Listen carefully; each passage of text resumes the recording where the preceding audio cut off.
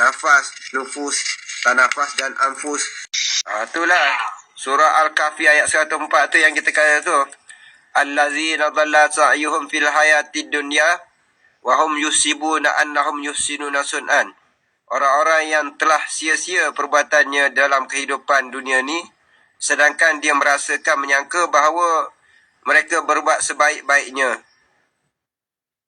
Jadi ini yang kata tertipu dengan amalan. Dia rasa dia buat baik sebaik-baiknya di dunia, tapi sebenarnya dia tak kenal. Masih lagi junub diri dia, masih lagi dalam keadaan ada keakuan, masih kembali dalam keadaan keakuan diri yang tebal tu. Tak diterima tu. Betul.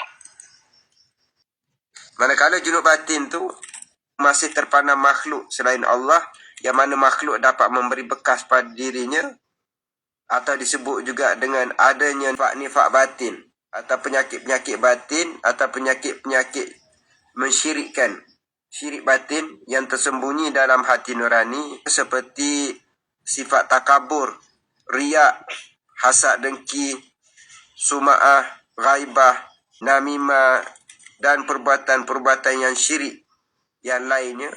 Jika masih ada, maka dikatakan dirinya masih dalam keadaan junub.